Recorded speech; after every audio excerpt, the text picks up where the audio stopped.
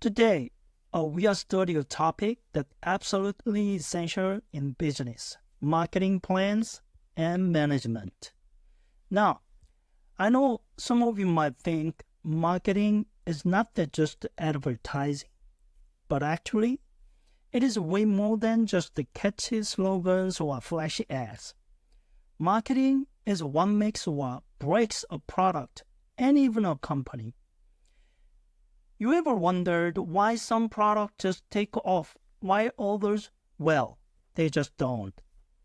That is often because of a solid marketing plan and strong management. Imagine you're starting a new business. You have an amazing idea, something that can really help people. But here's the big question. How do you get people to notice? How do you make sure your idea does not just stay an idea? That is where marketing comes in. A good marketing plan is like a roadmap. Growth map. It shows you where you are going and how to get there. And with the right management, you stay on track even when things get bumpy. To give you a real-world example, think about Samsung and how they have built their global brand. They did not just say, here's a phone, buy it, right? They look at what different people needed in different countries, planned a strategy, and managed that plan down to the last detail. That is why they are one of the leaders in technology today. So, as we go through today's lesson, think about this. What is the one product you think everyone should know about? And how would you make sure it actually reaches people? Let's start that together as we talk about marketing plans and the management behind them. Ready? All right, let's get started. Before we dive deeper into the components of a marketing plan, let's first make sure we understand what a marketing plan actually is. A marketing plan can be defined both academically and practically, and both perspectives give us valuable insight. From an academic perspective, a marketing plan is a strategic document that outlines an organizational marketing goals, the steps required to achieve them, and the resources needed to execute those steps. Philip Kotler, a leading figure in marketing, described it as a roadmap that not only defines a company's objectives, but also specifies the target audience, valuable propositions, and strategies needed to reach the audience effectively. According to Kotler, a well-structured marketing plan aligns all marketing activities with a company's broader business objectives. It provides a cohesive approach in meeting customer needs and achieving a competitive advantages. In this sense, it serves as a foundation for all strategy marketing decisions, helping business remain consistent and focused. Now, from a practical, real-world perspective, a marketing plan is hands-on tools that guides a company's daily marketing activities. It outlines specific campaigns, budgets, and timelines, making it easier for teams to know what needs to be done and when. In the fast-paced business environment, a marketing plan helps teams stay organized and ensure that all efforts are aligned toward a common goals. For small business owners, For instance, the marketing plan could include details like which social media platforms to focus on, the type of content to create, and the budget for digital advertising. This clear structure saves the time and prevents resources from being wasted on uncoordinated efforts. So, combining these two perspectives, we can say that a marketing plan is both strategic and operational guide. Academically, it defines the why and what of marketing. Why practically it focuses on the how, the specific actions required to bring the strategy to life. Take Google as an example. Google's marketing plan doesn't just set broad goals like increase brand awareness. It also includes practical tactics like SEO, search engine, running targeted ads, and promoting user-friendly content. This balance between academic strategy and practical execution is what makes Google's marketing so effective.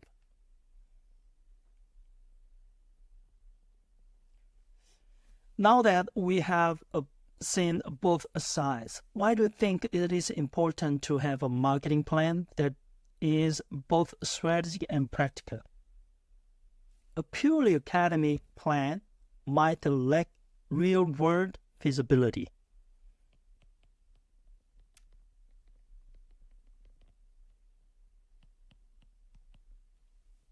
While a purely practical plan might lack direction.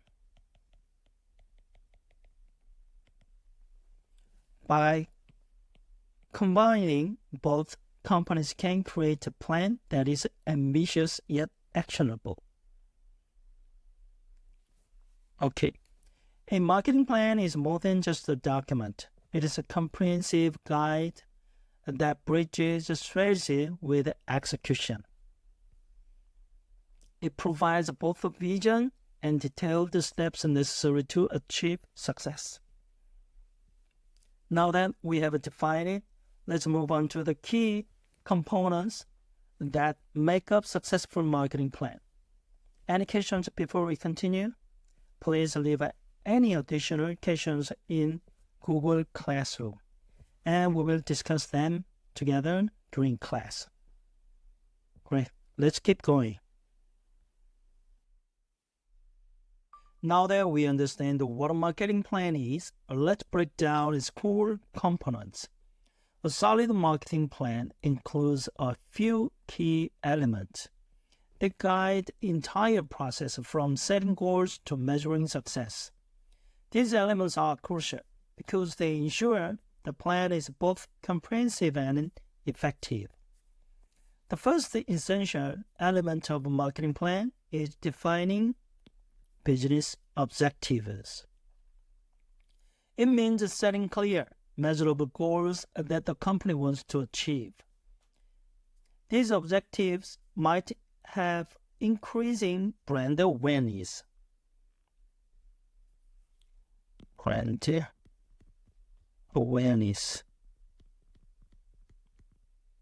boosting sales,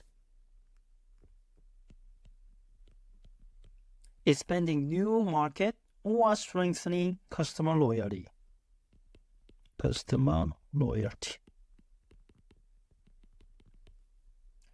Setting objectives gives the company a sense of direction.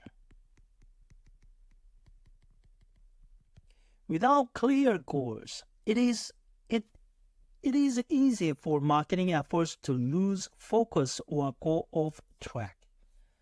Objectives help align everyone's efforts and ensure that the company is working toward something specific. Okay, for example, LG Electronics might set an objective to increase market share for its smart home devices. This objective will then influence all other elements of the marketing plan. It has the strategies and budget allocated to reach this goal. Once the objectives are set, the next step is to outline the marketing strategy that will help achieve them. The strategy defines how the company plans to reach its target audience and differentiate itself from competitors. A clear strategy provides a roadmap for the entire marketing team. It helps them stay aligned and focused. A good strategy gives the company a competitive edge by ensuring that marketing efforts are intentional and targeted. It helps the company connected with the right audience and deliver messages that resonate. For example, let's look at Naver. Naver's marketing strategy for its Webtoon platform. Naver's Webtoon platform might focus on targeting younger audience who enjoy digital content, right? Their strategy could involve partnering with popular artists and creating exclusive content to attract and retain this target market. And next, well-crafted marketing plan also has a detailed budget allocation.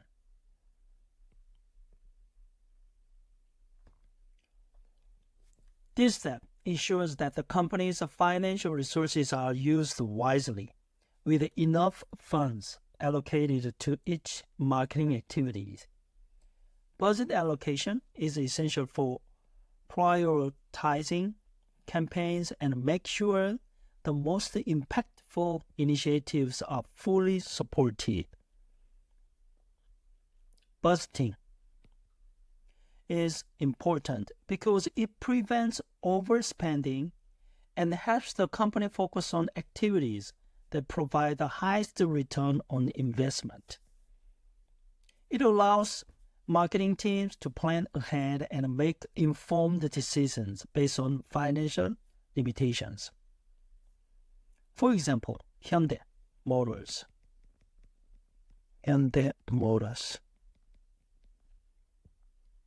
Hyundai might allocate a significant portion of its budget to digital marketing for promoting its electric vehicle line.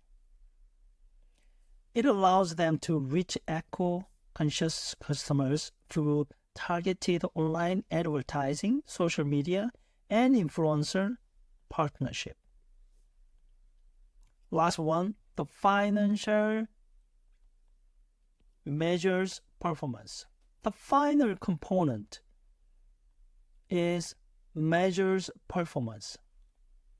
A good marketing plan includes metrics and KPIs. Metrics, key performance indicators. A good marketing plan has metrics and KPIs to evaluate success. By tracking these metrics, companies can see what's working, what needs adjustment, and whether they are on track to meet their objectives. Measuring performance is essential for continuous improvement. Without tracking results, companies might waste resources on ineffective campaigns. Metrics provide data-driven insights. It allows teams to make informed and real-time decisions. For example, Coupang uses metrics like customer satisfaction, delivery times, and purchase frequency to gauge the effectiveness is rocket delivery service. Rocket delivery service. By tracking these KPIs, they can ensure they are providing the best possible service and continuously refine their approach. So, here's a question for you. Why do you think it is important for a marketing plan to include all four of these components? Each component plays a unique role, from setting a clear direction to tracking the results. Together, they create a plan that is comprehensive, strategic, and measurable. A successful marketing plan is made up of four key elements: clear objectives, strategic direction, budget allocation, and performance tracking. These components ensure the plan is well-rounded, focused, and adaptable. Next, we will look at some common challenges in creating a marketing plan and how companies can overcome that. Any question before we move on? Great. Let's keep going. Now that we have broke down the core elements of marketing plan, let's take a closer look at how these elements work together in practice. A well-rounded marketing plan does not just include objectives and strategies, budgets, and performance metrics. It also requires a balance between strategic thinking and practical execution. In other words, a marketing plan needs both a big picture strategy and the specific actions to bring that strategy to life. On this slide, you can see four key components. It helps bridge this gap: target audience, tactical execution, marketing metrics, strategic objectives. The first component, target audience. Target audience is at the heart of any marketing plan. Knowing who your customers are, their needs, preferences, and behaviors. It is essential for creating messages that resonate. By clearly defining the target audience, a company can tailor its strategy and ensure its efforts are directed toward the right people. For instance, Netflix. Netflix understands its target audience through data analysis. It allows them to create or recommend shows based on viewers' preferences.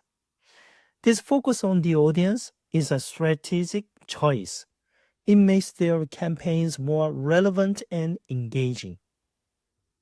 Next, we have a tactical execution. It involves the specific actions the company takes to reach its target audience. These tactics bring the strategy into the real world, whether it's through social media campaigns, email marketing, or promotional events. For example, Nike. Nike executes its strategy through campaigns. Their campaigns inspire and empower athletes. By using targeted advertising, influencer partnership, and motivational social media content, Nike connects deeply with its audience. That is finally reinforcing their brand message of just do it.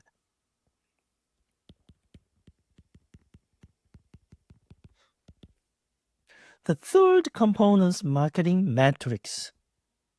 Marketing metrics has tracking and measuring the impact of marketing activities. Metrics like the conversion rate, customer acquisition cost, and customer satisfaction. They provide insights into what's working and what needs adjustment. For example, Amazon. Amazon relies on metrics such as customer purchase frequency and lifetime value to assess the effectiveness of its marketing. These metrics help Amazon refine its strategy continuously to enhance the customer experience. And last, strategic objective. Strategic objectives define what the company aims to achieve in the long term. These objectives provide a clear direction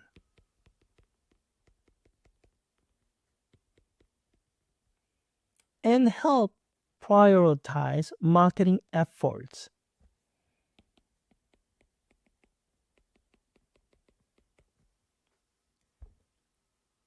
They ensure that every action taken aligns with the company's overall vision. For instance, Starbucks. Starbucks may have a strategic objective to expand its presence in the Asia Pacific region. These objectives shapes all related tactics and metrics. It guides Starbucks toward sustainable growth in the new market. So, why do you think it is important to combine all four of these elements? Target audience, tactical execution, marketing metrics, strategic objectives. Each element plays a unique role, and together they ensure that the marketing plan is well rounded and goal focused and result driven. All right. Successful marketing plan combines strategic thinking with practical action. Strategic thinking and practical action.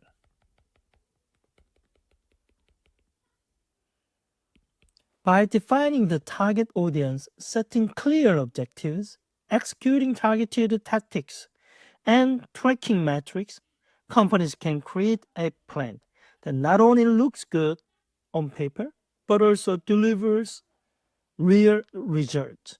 Next, we will study some common challenges in combining strategy and execution and how companies can address these effectively. Any question before we move forward? All right, great. Let's keep going. Before we study the specific details of each level, let's take a quick look at the three main levels of marketing, planning, and management. These levels help ensure that all marketing efforts are aligned from the top down and tailored to fit different areas of the business. At the highest level, we have corporate vision. This sets the overall direction and mission for the entire organizations. It guides all business and marketing decisions. Directions. Next, at the business unit level, each unit focuses on specific goals and strategies that align with the corporate vision.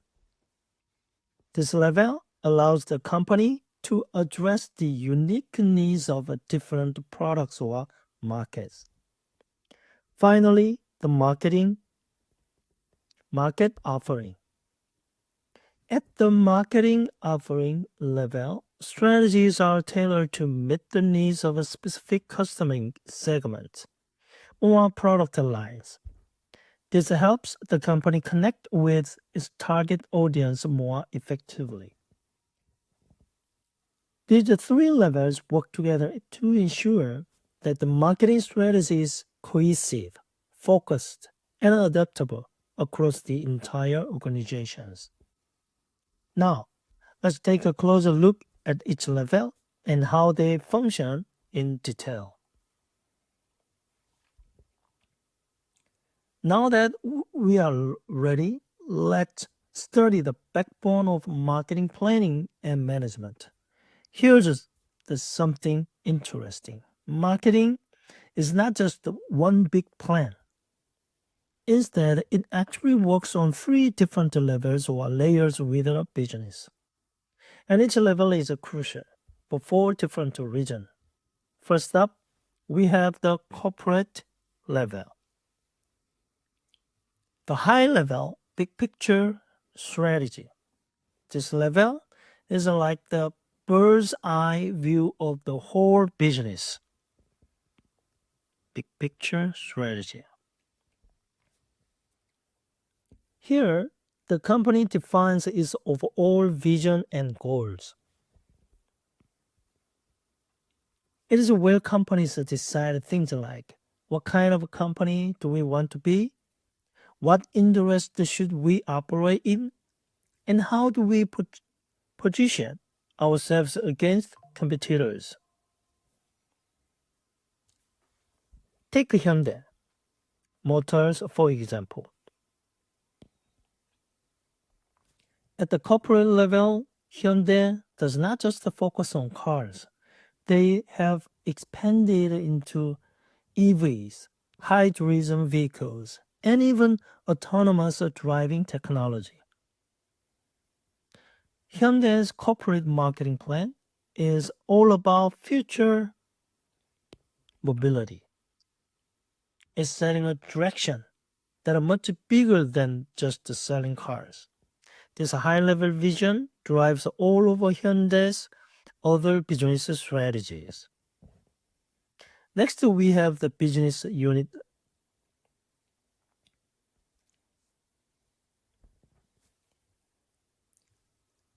Naver. Let's take a look at Naver. Naver has several business units.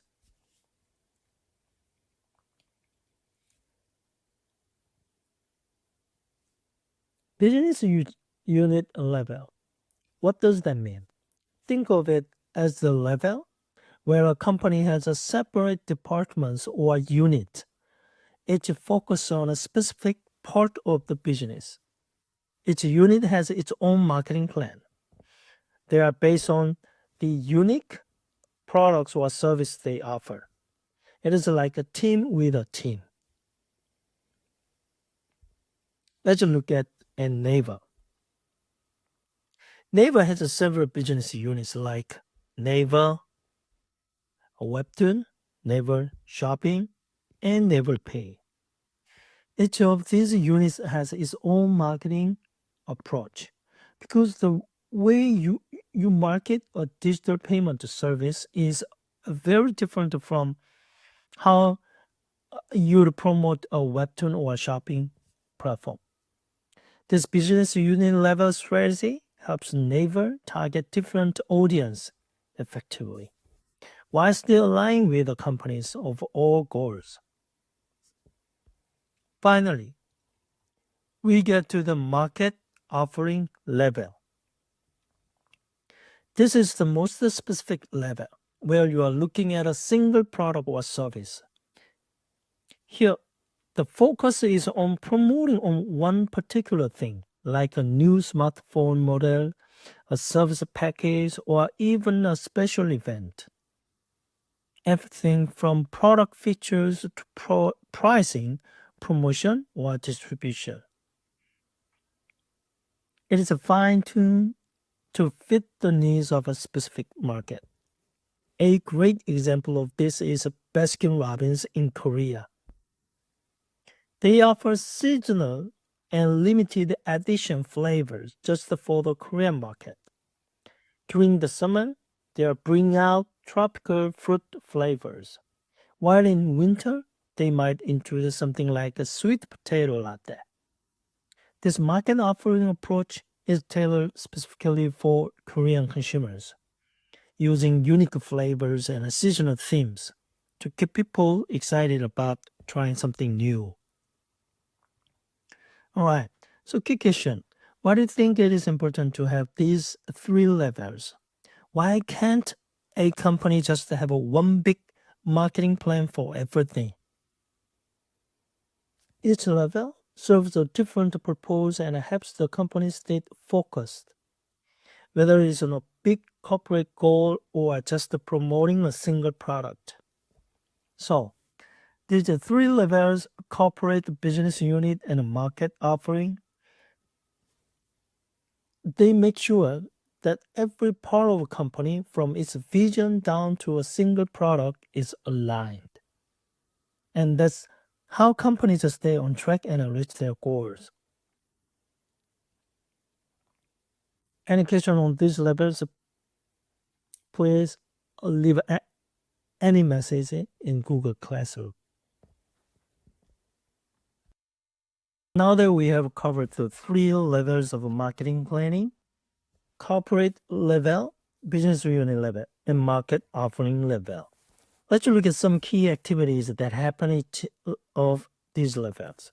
When a company is planning its strategy, it does not just at random create a product or service or dive into markets.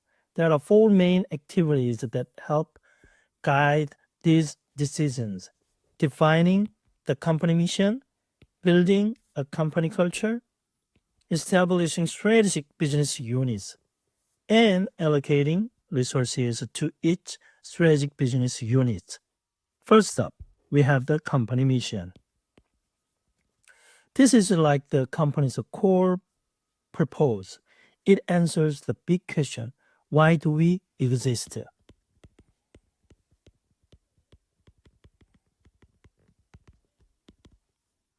A strong mission gives direction to everything else the company does. At the corporate level, this mission shapes the overall vision of the company. For example, Samsung. Samsung defines its mission.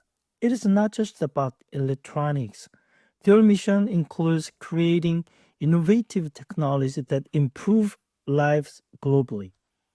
This mission then flows down to each part of the company, guiding all other strategies, whether it is mobile, appliances, or health technology. Next, we have a company culture, the unique feel or environment within the organization. Feel, environment.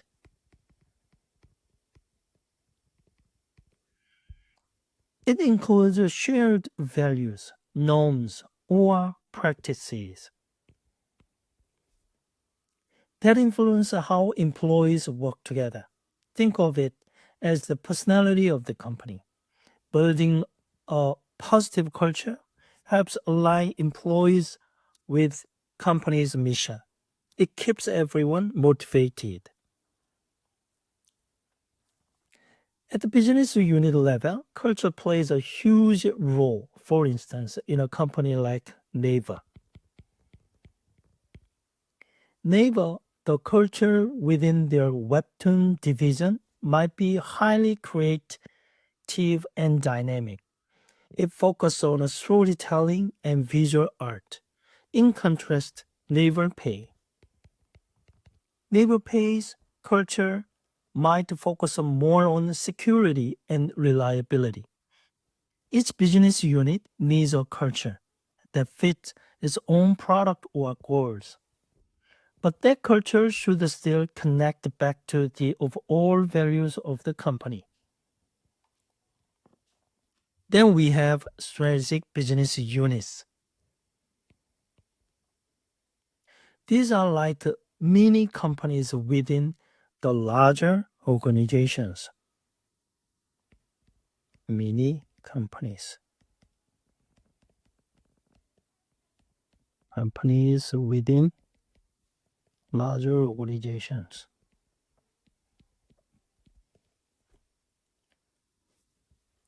Each focusing on a specific set of products or market areas. Setting up strategic business unit helps companies manage diverse product lines or service in a way that's flexible but still aligned with the company's goals. Let's go back to Hyundai Motors. Hyundai Motors. Hyundai Motors have a separate SBUs for traditional cars, electronic vehicles, and even autonomous driving. Each SBU has its own target, budget, and marketing plan because they are serving different market and customer needs. This way, Hyundai can effectively manage these distinct units while still following its broader mission of leading future mobility. Future mobility.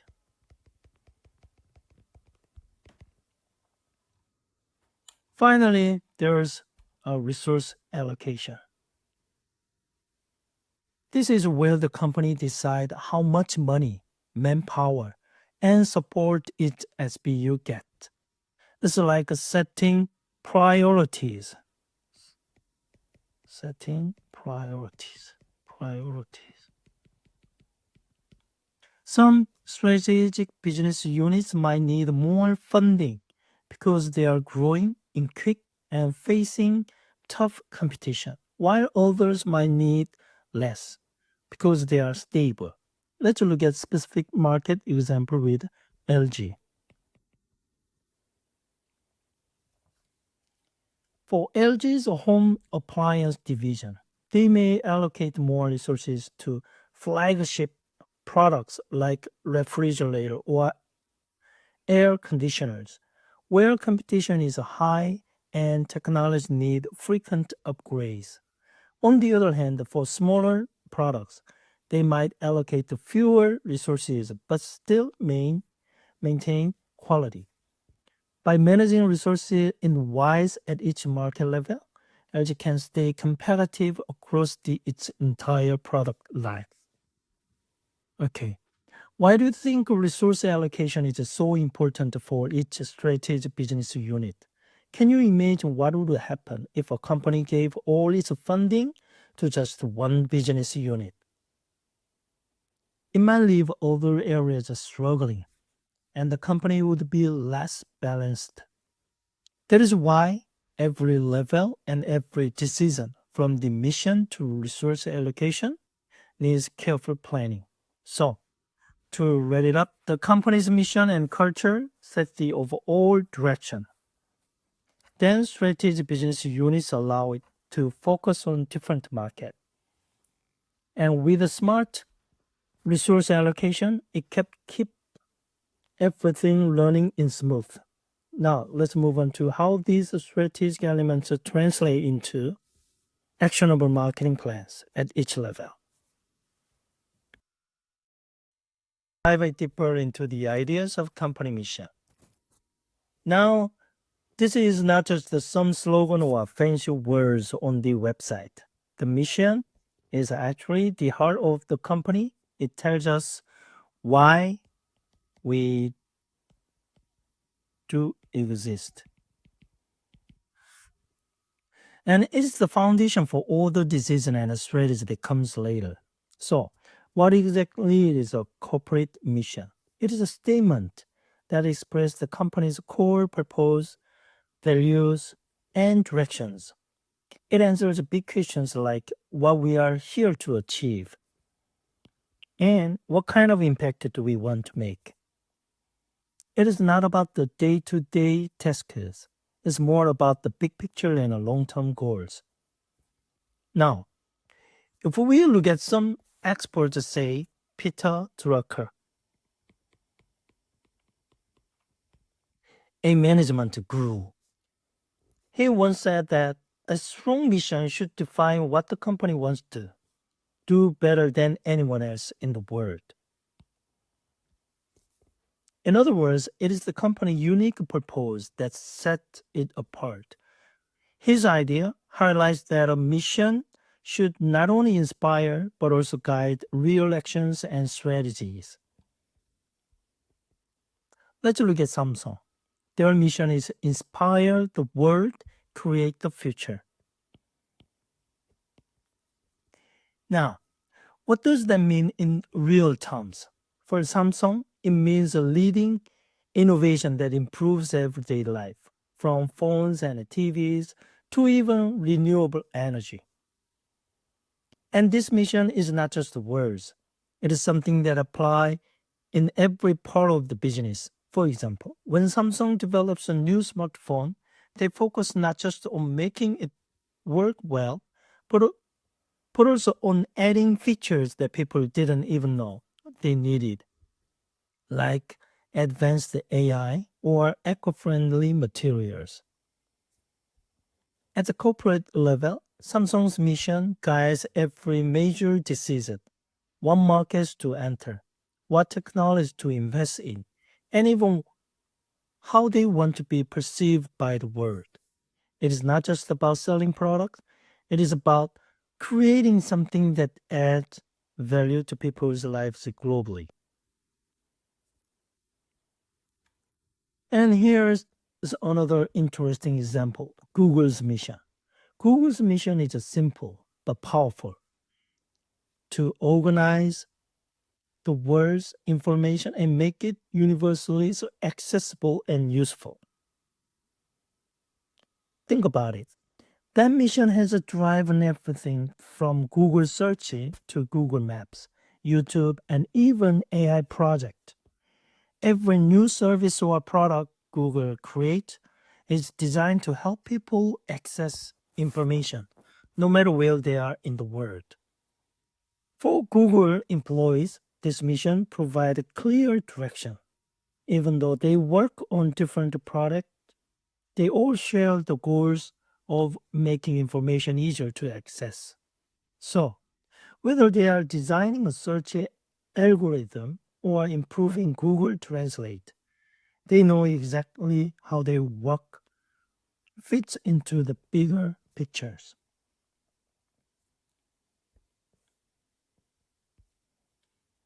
Now, here's an important question: why should employees care about the company's mission? When a company's mission is meaningful, it gives employees a sense of a purpose. They know they are part of something bigger than just a paycheck. In fact, research shows that a company with a strong mission have a higher employees' engagement and satisfaction. It is like being on a team where everyone is working towards the same goal. It keeps people motivated.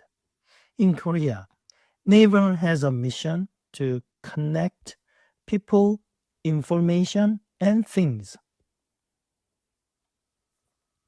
This mission influences everything Naver does, from search engines to AI technology.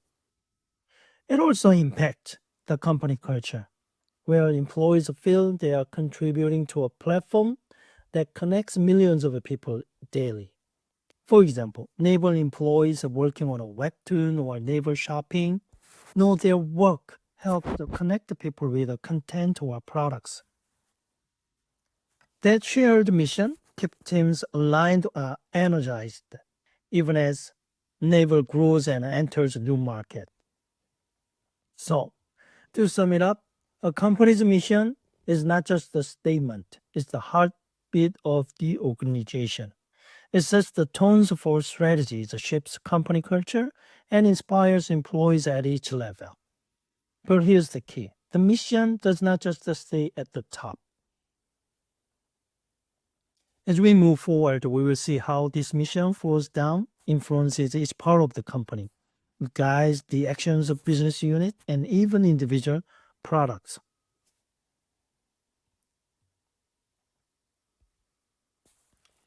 All right. So we have covered what a corporate mission is and why it is important. Now let's look at how this mission does not stay at the top level. It trickles down into each part of the company, guiding both business units and specific market offerings. At the business unit level, this mission helps set specific goals and strategy for each division or unit with the company. Each unit might focus on a different product or service, but they are all aligned with the same mission. For example, Hyundai Motors. Hyundai Motors' A mission focus on a future mobility. This mission guides its electric vehicle division, hydrogen powered car unit, autonomous driving division. Even though each unit targets are different areas of mobility, they are all working toward that larger mission of a sustainable and advanced transportation feature.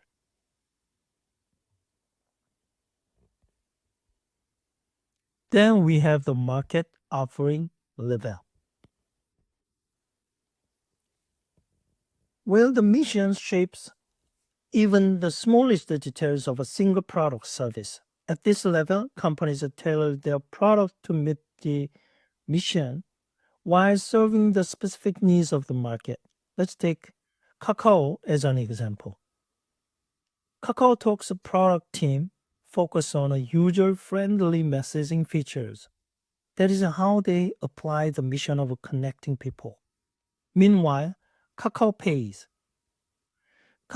team might focus more on secure and fast transactions, applying the mission through trust and reliability.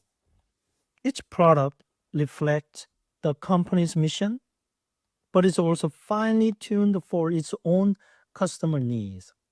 So, why do you think it is important for each business unit and products to connect back to the company mission? It keeps everyone on the same page, whether they are working on a big division or a single product. This alignment helps the company stay focused and deliver consistent value to customers. As we move forward, we will see how corporate culture supports this whole process. A strong culture ensures that the mission does not just stay as words, but become part of everyday actions at every level of the company.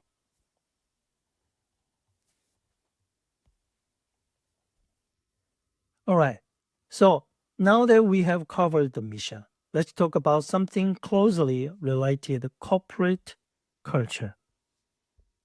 If the mission is the company's why, then the culture is how.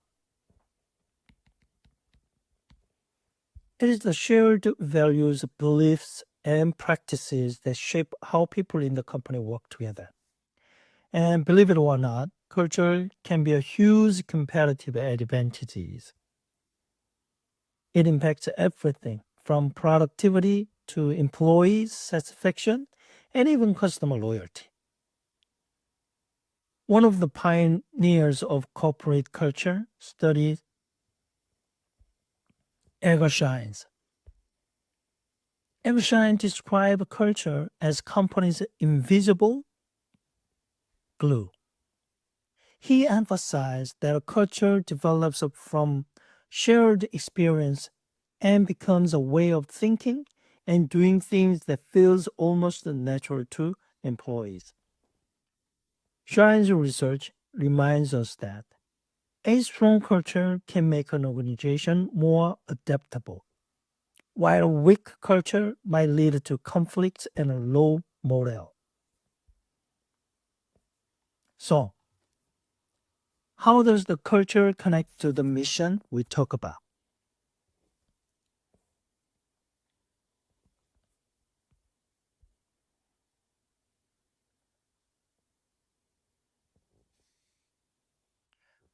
The mission sets the overall purpose, but culture is how that purpose is brought to life every day.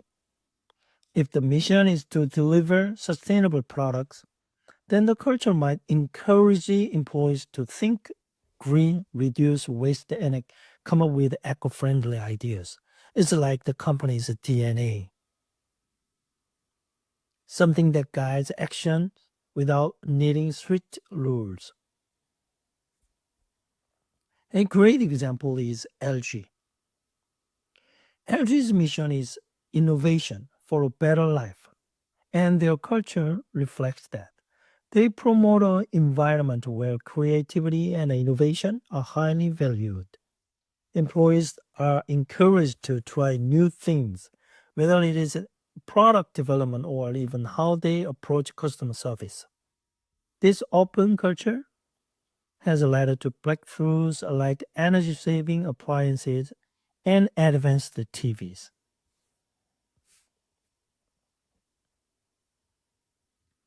Now, here's where it gets interesting. Culture is not just at the corporate level, it filters down to each business unit. For example, let's say a company has different divisions like product design and customer service. The core culture might value customer first thinking, but each unit might apply this in their own way. So, product design might focus on a user-friendly features, while customer service focus on a fast, helpful response. Let's look at Kakao. Kakao has a core culture of innovation and customer convenience, but they also give each unit some freedom. For instance, Kakao Talk focus on the user experience, how to make messaging simple and fun. Meanwhile, Kakao Pay's culture emphasizes security and trust. Each unit follows the overall mission but adapts to its specific goals and customers.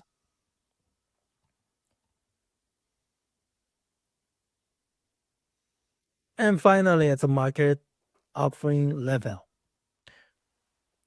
culture can influence even individual products or service. For example, if the culture is about cutting edge tech, you will see that in each product.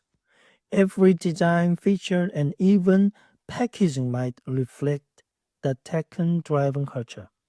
Coupang. Coupang is a good example. Whether they are customer obsessor culture, they focus on a super fast delivery and easy returns. That is not just a slogan, it is visible in every step from the app design to customer support. The product service and even packaging show their commitment to making shopping as easy as possible for customers.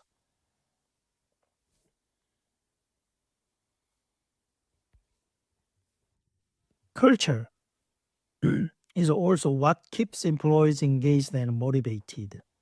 Imagine working at a place where you feel aligned with the mission and values. It makes a huge difference in job satisfaction. In fact, studies show that companies with a strong culture have 25% less turnover and 40% higher productivity. When employees feel like they are part of something meaningful, they are naturally give their best. So, why do you think a culture is so important for employees? Have you ever worked somewhere where the culture failed? When the culture does not align with people expect or believe in, it leads to frustration and turnover. But when culture supports the mission, it creates a positive work environment where everyone feels valued and motivated. So, corporate culture is not just a nice idea, it's a powerful tool for keeping everyone aligned with the mission and motivated. It shows up in how teams work together, how products are made, and even how customers experience the brand. Any question on the connection between culture and mission, please leave any message in Google Classroom.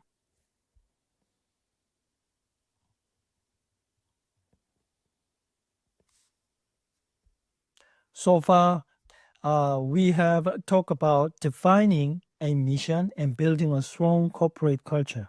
Now, let's look at another crucial activity, establishing strategic business units, or SBUS. This is where the company divides itself into smaller mini companies or business units, each with its own focus, goals, and strategies. So, What exactly is a SBUs? Think of it as a specialized team with the larger company focused on a specific product line, market, or technology. Each SBU operates almost like its own businesses with its own goals, a budget, and a marketing plan.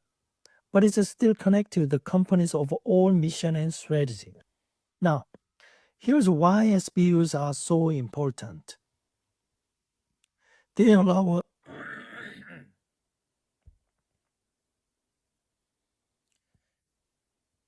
they allow they allow a larger company to respond to different customer needs and market trends without losing focus on the big mission. For example, a company with a mission to leading sustainable energy might have a separate SBUs for solar energy, wind energy, and energy storage solutions. Each unit targets a different technology or market, but they are all working towards the same goals.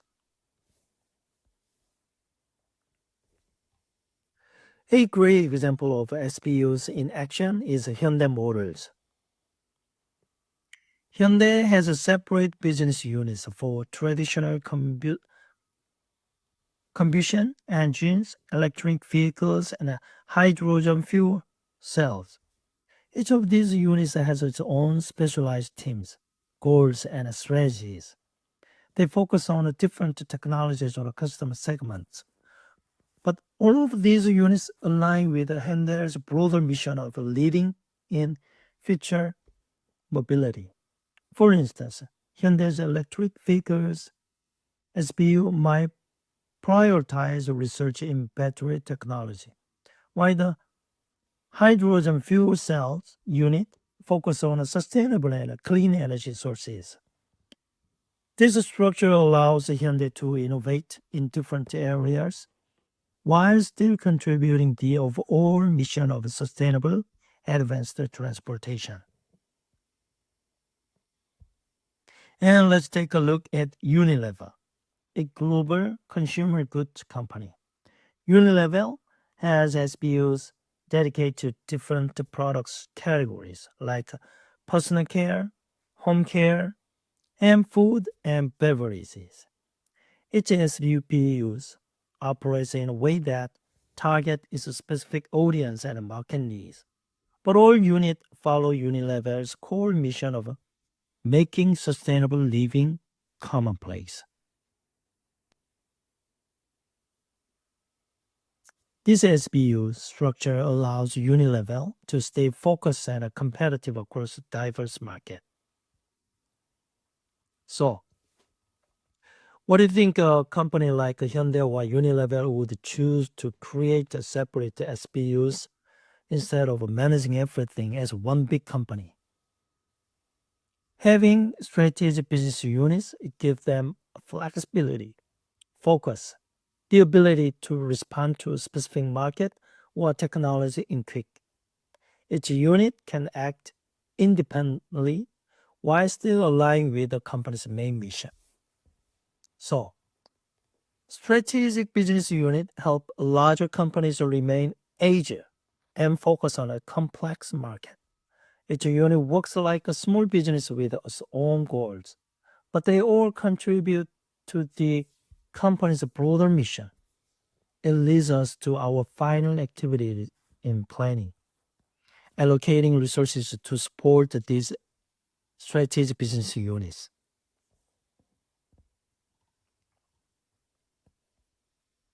All right. So we have defined the mission, built a strong culture, and set up strategic business unit.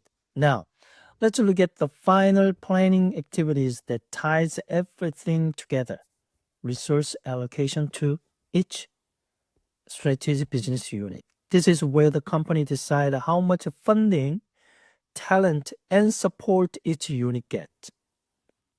Resource allocation is the process of distributing company's resource like money, people, and technology to its different strategic business unit based on their needs and strategic priorities. It is all about setting priorities. Some strategic business unit might need more resources because they are in a high growth market, while others might need less because they are stable or self-sufficient. This activity is essential because, as we know, resources are limited. Allocating them in wise ensure that each strategic business unit has what it needs to achieve its goals while supporting the company's overall mission. It is like planning a family budget. You make sure each area gets enough to thrive, and you also focus on areas with the greatest potential or need. Let's take a look at LG Electronics. LG has strategic business units focused on various products, including home appliances, mobile devices, and electronics. In recent years, LG allocated more resources to its home appliances division because it was showing high profitability and market growth. On the other hand, they reduced resources for the mobile division as it became less competitive. By shifting resources, LG could strengthen its profitable areas and reallocated funds towards innovation and technology in home appliances. Finally, which better aligns with the mission to improve daily life with cutting edge products. This strategy not only supports its strategic business unit goals, but also keeps us focused on areas with the most potential for growth.